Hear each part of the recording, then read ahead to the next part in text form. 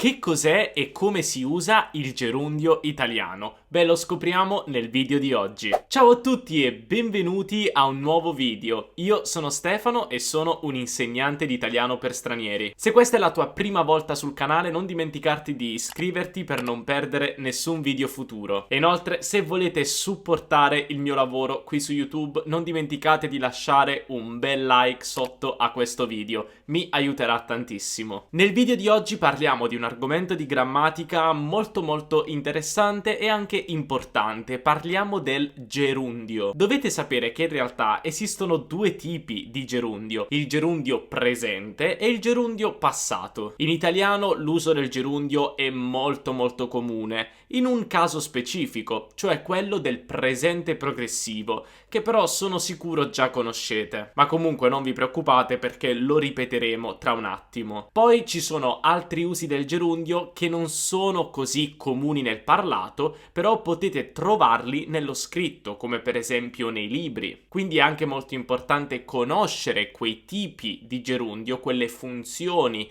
del gerundio, per capire bene quello che state leggendo. Quindi se voi avete un livello intermedio o anche avanzato, questo video è perfetto per voi. Prima di tutto, come si forma il gerundio? Beh, per formare il gerundio presente è molto facile. Come sempre dovete togliere la desinenza dell'infinito e aggiungere le desinenze del gerundio, che saranno ando per i verbi in are, endo per i verbi in ere e di nuovo endo per i verbi in ire. Quindi avremo parlare, parlando, cadere, cadendo, sentire, sentendo.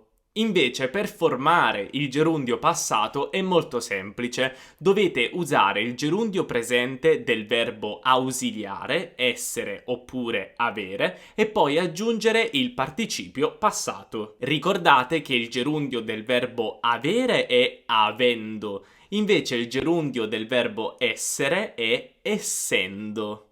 Per esempio, prendiamo i verbi di prima: parlare, avendo parlato, cadere, essendo caduto, oppure caduta, caduti, cadute.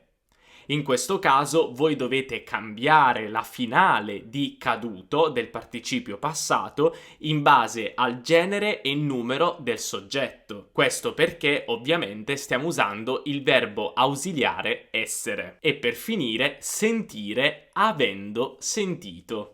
E ora iniziamo a vedere gli usi del gerundio. Il primo uso, che sono sicuro conoscete tutti, è quello del presente progressivo, quindi il verbo stare al presente più il gerundio. Il presente progressivo si usa per esprimere un'azione che sta accadendo in questo preciso momento, proprio adesso. Per esempio, sto mangiando la pizza. Sto mangiando la pizza. Oppure, che film stai guardando? Che film stai guardando? Ricordate che ovviamente il presente progressivo si può anche usare per esprimere un'azione che sta succedendo proprio in questo momento, che però in realtà è continuata. Quindi quando io dico questo momento, intendo un momento più lungo. Per esempio, sto studiando l'italiano. Sto studiando l'italiano significa che stai studiando l'italiano proprio ora, in questo momento, o che per esempio lo stai studiando da un anno. Quindi è vero, lo stai facendo adesso, forse non proprio in questo momento, però è una cosa che stai facendo nella tua vita. E anche in questo caso possiamo usare il presente progressivo. Ovviamente possiamo usare anche questa forma progressiva al passato. Per farlo bisogna usare il verbo stare al passato, all'imperfetto, più il gerundio. Per esempio, stavo andando a scuola e ho incontrato Cristina. Stavo andando a scuola e ho incontrato Cristina. Oppure, che stavi facendo ieri alle 2 di notte? Che stavi facendo ieri alle 2 di notte? Questo uso del gerundio è molto comune nella lingua parlata e sono sicuro che lo conoscevate già. Però ci sono tanti altri usi del gerundio, soprattutto nella lingua scritta, che è importante conoscere. Per spiegarvi questi usi del gerundio, devo farvi una piccola differenza tra una frase esplicita e una frase implicita. Che cosa significa questo? Sembra difficile, ma in realtà è molto facile. Una frase esplicita è una frase in italiano che ha un verbo col soggetto. Per esempio, se io dico mentre vado a scuola, bla bla bla, mentre vado a scuola è una frase esplicita, perché sto usando il presente e quel verbo vado ha un soggetto, mentre io vado a scuola. Se invece di dire mentre vado a scuola, però dico andando a scuola, quindi uso un gerundio, qui ci troviamo di fronte ad una frase implicita. Questo perché andando non ha un soggetto, o meglio, ha un soggetto, ma potrebbe essere qualsiasi soggetto. Andando a scuola può essere io, tu, lui, lei, non lo sappiamo. Lo capiamo dal contesto.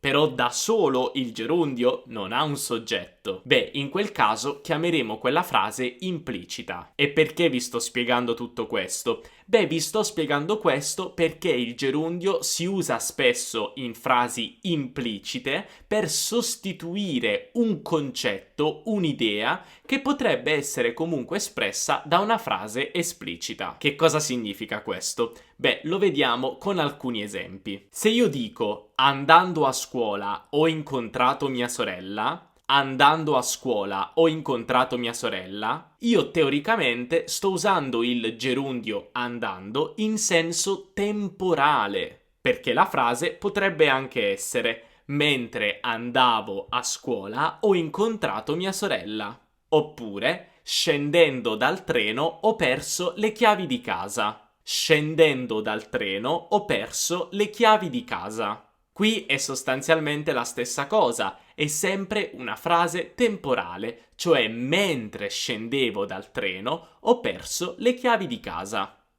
Attenzione però a una cosa, io nelle frasi temporali posso usare questa struttura, cioè posso usare il gerundio per il semplice fatto che ho lo stesso soggetto tra le due frasi. Se noi prendiamo la prima frase che abbiamo fatto, cioè andando a scuola ho incontrato mia sorella, in questo caso io posso usare il gerundio perché mentre io andavo a scuola sempre io ho incontrato mia sorella. I soggetti sono gli stessi tra le due frasi. Io. Se invece volessi dire qualcosa come mentre andavo a scuola mi ha chiamato mia madre, non posso dire andando a scuola mi ha chiamato mia madre, perché altrimenti la frase sarebbe un po' ambigua. È possibile farlo, ma è ambigua, perché così potrebbe sembrare che mia mamma stava andando a scuola, non io. Perché potrebbe essere mentre mia mamma andava a scuola, quindi mentre lei andava a scuola, lei, mia madre, mi ha chiamato. Quindi attenzione, questo è possibile farlo generalmente quando i soggetti tra le due frasi sono gli stessi. Quindi adesso abbiamo visto l'uso del gerundio nelle frasi temporali, cioè per esprimere l'idea di quando, mentre. In realtà il gerundio ha anche un'altra funzione molto importante, quella di esprimere una causa, cioè la causa di qualcosa. Insomma, perché? Perché è successa quella cosa? Qual è la causa? Per esempio, essendoti laureato col massimo dei voti, sarà molto facile trovare lavoro. Essendoti laureato col massimo dei voti, sarà molto facile trovare lavoro. In questo caso io che cosa sto dicendo? Dato che, siccome ti sei laureato col massimo dei voti, sarà molto facile per te trovare un lavoro. Quindi, perché sarà facile trovare lavoro? Qual è la causa della facilità nel trovare lavoro? Beh, tu ti sei laureato col massimo dei voti, quindi sarà facile. Questa è la causa. Però questa è una causa precedente, cioè prima ti sei laureato col massimo dei voti e poi sarà possibile, sarà più facile trovare lavoro. Ecco perché usiamo il gerundio passato. Tutto chiaro? In questo caso, anche se i soggetti non sono gli stessi, non è importante, perché io sto dicendo essendoti laureato, perché il verbo laurearsi è un verbo riflessivo che richiede un pronome. Quindi dicendo essendoti laureato, capisco che sto parlando a te. Attenzione però, come vedete in questo caso io ho posizionato il pronome ti dopo il gerundio del verbo ausiliare, essendoti. Questo perché quando noi abbiamo un gerundio passato che vuole un pronome riflessivo oppure oggetto diretto, oggetto indiretto, il pronome si attacca sempre alla fine del verbo ausiliare. Ecco perché essendoti laureato. Il gerundio si può anche utilizzare nelle frasi che normalmente sono introdotte da anche se. Però se facciamo questo, dobbiamo aggiungere davanti al gerundio pur. Per esempio, pur risparmiando molto, Giacomo non ha un centesimo. Pur risparmiando molto, Giacomo non ha un centesimo. Cioè, anche se Giacomo risparmia molto, non ha un centesimo. E voi mi direte, Stefano, ma questa frase, pur risparmiando, mi sembra molto formale. E avete ragione, è estremamente formale. Io non la userei mai nella lingua di tutti i giorni, nel linguaggio colloquiale. Ma io sono qui per insegnarvi la lingua che noi italiani parliamo tutti i giorni. E perché vi sto spiegando questo? Beh, perché c'è un'espressione molto specifica che usa proprio questa struttura e questa espressione la usiamo in italiano tutti i giorni. L'espressione di cui sto parlando è pur volendo, pur volendo. Vi faccio degli esempi. Pur volendo non posso venire domani. Pur volendo non posso venire domani. In questo caso io sto dicendo, anche se io vorrei venire, anche se a me piacerebbe tantissimo venire, io purtroppo non posso venire domani, perché ho un altro impegno o qualcos'altro da fare. Oppure, pur volendo aiutarti, non ci capisco niente di matematica. Pur volendo aiutarti, non ci capisco niente di matematica. In questo caso io dico, anche se io vorrei aiutarti, anche se io voglio aiutarti, non posso farlo. Perché? Perché non capisco niente di matematica. Quindi, pur volendo da solo, che significa anche se io voglio, anche se io vorrei, oppure pur volendo più l'infinito, per esempio, pur volendo aiutarti, anche se io voglio aiutarti, anche se io vorrei aiutarti, sono due espressioni molto comuni nella lingua italiana, che noi utilizziamo davvero tutti i giorni. Quindi queste sono delle frasi che vi consiglio di usare. Quindi come vedete il gerundio è molto